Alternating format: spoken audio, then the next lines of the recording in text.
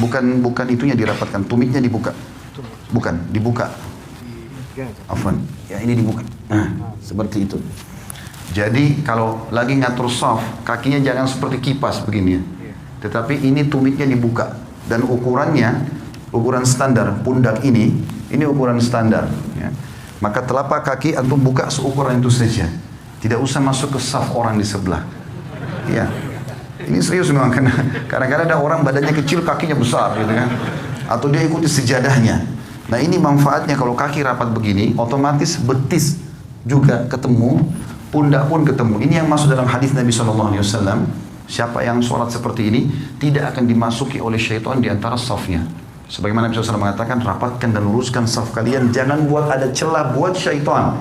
Karena kalau dia ada, dia akan mengganggu sholat. Oke? Sekarang antum balik ke sana, balik ke teman-teman supaya dilihat tata cara sholatnya.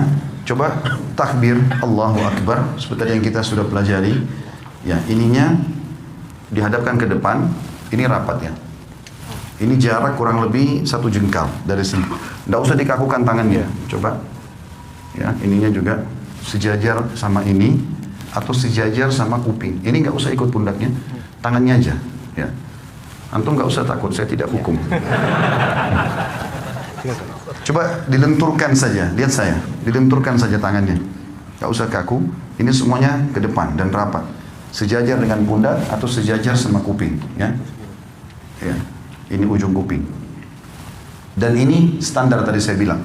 Ini standarnya. Takbir, kalau mau ruku juga, Allahu Akbar. Ya. Kalau mau sujud juga sama nanti. Sudah? Sekarang letakkan di dada pada saat takbir, ya, di ulu hati saja. Ya. Ini cara yang pertama adalah punggung kanan ketemu sama punggung kiri. Kemudian cara yang kedua, pergelangan kanan memegang pergelangan kiri, digenggam. Genggam begini. Ya, seperti ini betul. Ini digenggam. Ini cara yang kedua. Ini biasa saja, antum biasa saja. Ini pundak jangan ikut ya. Jadi tangan kita saja. Pundak tetap biasa. Allahu Akbar seperti ini, atau Allahu Akbar ini lebih jauh sedikit. Ya, ya pundak tidak usah ikut, ini saja. Baik, sekarang ruku coba. Afwan, sekarang tinggal butuh 1 orang. Jazakumullah khair. Yang duanya sudah, supaya agak lenggang. Antum balik ke sebelah sana sekarang. Coba ruku. Sekarang ruku, Allahu Akbar dari awal, dari antum seperti normal lagi sholat, tangannya di sana, antum takbir, Allahu Akbar, mata ke tempat sujud. Ya, ini digenggam lututnya. Ini masih melengkung, ya. Baik, ini caranya, antum turun, dadanya dinaikin, kepalanya lurus ke depan, kepala lurus lagi, ya. Ya, seperti ini. Sekarang ini dipertahankan ya. Ya, coba lihat saya. Kalau saya sebentar Afwan, kalau miring dibilangin ya. Kalau saya di rumah saya praktikin pakai cermin, lalu saya praktikin ruku itu. Allahu Akbar, ini saya genggam, kemudian ini saya tahan gini. Rata enggak? Ya, seperti ini. Ini terasa paha di belakang ketarik, ya. Kepala juga ke depan. Ini disunnahkan Nabi SAW. Kalau antum pakai cara seperti ini, mau sejam pun rukuknya nggak masalah. Jangan turun, jangan juga naik begitu, ya. Seperti ini, dan perhatikan siku ini jauh dari tulang rusuk, ya. Dan ini ditekan, ini kita tekan ke dalam. Saya sekarang tekan ke dalam dan paha saya ketarik. Coba, fadhal. Ya, ruku Allahu Akbar. Ya, ini sudah mulai. Tinggal kepala antum, tidak usah lihat ke beliau. Dagunya turun lagi, ya, gitu. Oke, ini masih naik lagi, jangan naik. Nah, gitu. Nggak usah lihat orang, lihat tempat sujud. Oke, baik. Kurang lebih seperti itu ya. Nah, cara praktik ini penting karena Nabi SAW ruku seperti ini. Dan beliau dikatakan kalau taruh bejana tidak tumpah, ya. Sama dengan kalau bangun juga begitu dari ruku. Kembali ke awal.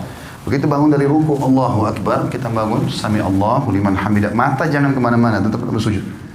Ini tadi bisa 2 cara, bisa seperti ini, atau diletakkan di sini ya. Ada yang belum kita pelajari tentang masalah sujud, tapi saya akan praktekin sekarang. Sudah, jazakallah khair. Kalau mau ikut sama anak sebentar bisa. Sujud ini ada 2 cara. Bisa turun lutut dulu, baru telapak tangan, atau telapak tangan dulu baru lutut. Dua-duanya bisa. Karena itu khilaf di antara ulama. Ibnu Qayyim rahimahullah memasukkan antara salah satunya boleh. Tergantung keadaan ya. Cuma yang perlu diperhatikan, kata Nabi SAW, aku diperintahkan sujud dengan 7 anggota tubuh. 7 anggota tubuh. 1 itu dahi sama hidung. Maaf, biar hidung antum rasa pesek, tetap harus kena tempat sujud. Tidak boleh kepalanya begitu, ya, sehingga hidungnya nggak kena. Ini satu paket. Kalau nggak sah ini. Ini satu paket. Satu, kemudian dua, tiga. Jadi ini sudah dua telapak tangan sama dahi ini, berarti tiga.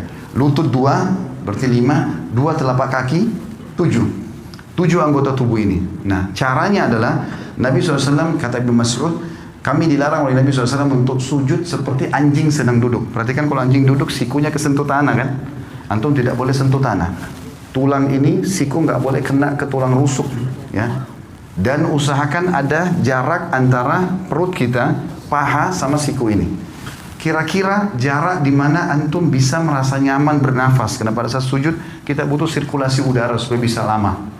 Saya coba praktikin, anggap saja ini cuma contoh kalau kiblat ke sana. Sami Allahu liman hamidah, maka pada saat turun bisa dua cara. Cara yang pertama adalah kita turun biasa saja, meletakkan lutut di sini, kemudian mengambil jarak kurang lebih satu siku ini ya.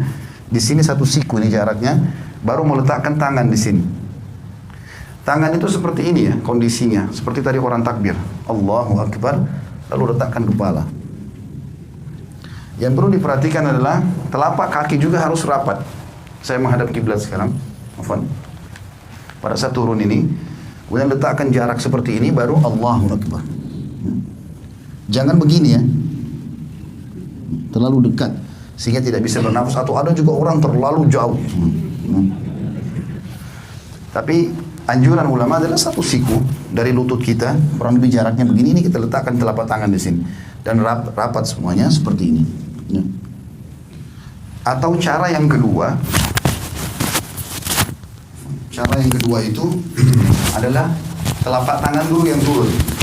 Telapak tangan dulu yang turun, maka tata caranya tidak boleh seperti unta duduk. Tidak boleh seperti unta duduk. Saya akan kasih contoh, walaupun saya bukan unta. Maka cara untuk, kalau tadi kan lutut dulu sederhana cuma turun begini ya. Sekarang kalau mau telapak tangan dulu, maka caranya adalah turunkan badan dulu seperti mau turun lutut tadi. Misalnya sudah dekat, baru kemudian letakkan telapak tangan ke depan. Seperti ini. Ya. Yang dilarang itu seperti unta itu kalau orang turun begini. Nah, begitu juga nih pada saat berdiri. Orang berdiri dari sujud nggak boleh begini. Ya. Tetapi dia duduk dulu. Ya.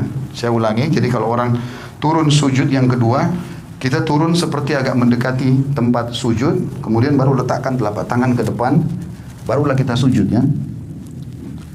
Duduk di antara dua sujud, menegakkan seluruh ruas tulang belakang sampai terasa dada terbusung ke depan, jari-jari tetap rapat, ujung jari-jari berada di ujung paha. Kemudian kita sujud lagi, Allahu Akbar. Setelah itu pada saat mau berdiri duduk dulu. Sunnah Nabi SAW duduk dulu, duduk seperti ini, dan ada dua cara. Cara yang pertama, menekan paha untuk berdiri ke atas, atau menggenggam telapak tangan, ditekan lantai untuk menopang tubuh ke atas. Jadi topang ini saja ke atas, ya, seperti ini. Dan kita tidak boleh, sebagaimana tadi saya bilang, berdirinya seperti unta itu. Ya. Terakhir tinggal masalah tahiyatnya saja. Tahiyat ini khilaf di antara ulama tentang dua jenis duduk. Namanya iftirash atau tawarruk. Dua ya. Iftirash atau tawarruk. Apa itu iftirash? Iftirash itu duduk seperti di antara dua sujud. Itu namanya iftirash ya. Kalau tawarruk, warak itu artinya bokong. Kita meletakkan bokong kita di tanah. Nah ini khilaf ulama. Kapan dikerjakan iftirash, kapan dikerjakan tawarruk? Imam Syafi'i rahimahullah berkata, duduk tawarruk, tahiyat seperti ini. Yang kita duduk ya seperti ini. Ini namanya tawarruk karena bokong kita duduk di tanah. Ini kata Imam Syafi'i rahimahullah dikerjakan setiap kali mau salam. Mau sholatnya 1 rakaat saja, mau 2 rakaat seperti misalnya witir 1 rakaat. Ya tetap aja antum duduknya pada saat tahiyat karena mau salam tawarruk ya. 2 rakaat juga seperti sholat sunnatul fajr atau sholat subuh sama tawarruk. Nanti lebih dari itu pun, misalnya rakaat maghrib 3 rakaat atau isya 4 rakaat, semuanya kalau mau salam tawarruk.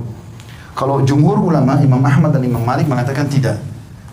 Kalau sholat di bawah 3 rakaat Seperti witir 1 rakaat atau sholat sunnatul fajr 2 rakaat. Walaupun mau salam duduknya iftirash. Duduknya seperti ini. Tawarruk itu hanya dikerjakan duduk yang seperti ini, itu dalam pendapat jumhur ulama, nanti kalau sudah lebih dari 2 rakaat, seperti rakaat ketiga maghrib, rakaat keempat isya, baru duduknya tawarruk.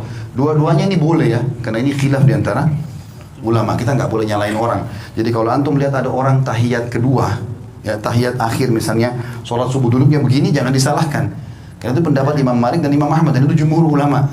Mereka mengatakan justru kalau lebih dari 2 rakaat, rakaat ketiga baru kemudian duduknya tawarruk ya. Tapi Imam Syafi'i mengatakan tidak.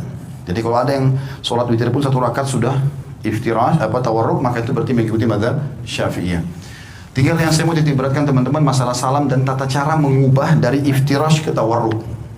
Sekarang kan kalau iftirash itu seperti ini. Telapak kaki kiri kita dipakai duduk ya. Bagaimana caranya mengubah ini dari ini ke tawarruk? Perhatikan ya. Caranya adalah cuma memasukkan telapak kaki kiri ke bawah tulang kering kanan. Contoh, cuma begini saja. Ini dimasukkan, lalu kita duduk di tempat yang sama. Jangan begini, karena banyak orang kita begitu. Dia duduk begini langsung dia dorong orang ke sana semua. Jadi ini kena, semua kena. Dia nggak bisa duduk. Jadi cara yang benar adalah hanya memasukkan ini ke bawah sini saja. Dan duduk di tempat yang sama. Tidak berubah apa-apa. Saya tidak mengubah apa-apa di sini. Maka ini posisi yang harus diperhatikan. Begitu juga dengan masalah salam. Pada saat kita sudah selesai membaca tahiyat, tentu tahiyat sunnahnya ada yang mengatakan pada saat syahadat mengangkat jari, ada yang mengatakan juga nanti dari awal sudah at-tahiyat itu sudah mengangkat ya. Dan hadis riwayat Tirmidzi, khilaf antara ulama tentang masalah itu, tentang hadis Nabi SAW bahwasanya gerakan jari di tasyahud lebih keras bagi iblis daripada cambukan besi. Ada yang menghasankan, ada yang melemahkan. Kalau saya termasuk yang berpegang pada menghasankan hadisnya, sehingga menggerakkan jari itu menggetarkannya bagian daripada sunnah Nabi SAW. Intinya antum setelah baca tahiyat tinggal salam. Dikatakan Nabi SAW kalau salam terlihat pipi putih atau putih pipi beliau oleh makmum di belakang. Jadi seperti ini. Assalamualaikum warahmatullah. Terasa ini tertarik. Tahan sebentar, baru Assalamualaikum warahmatullah. Badannya nggak usah ikut salam ya. Cuma leher saja. Assalamualaikum warahmatullah. Assalamualaikum warahmatullah. Sampai situ. Mengusap wajah nggak ada dalam syariat. Jadi cukup situ berarti sudah selesai sholatnya. Allahu a'lam. Ini tata cara.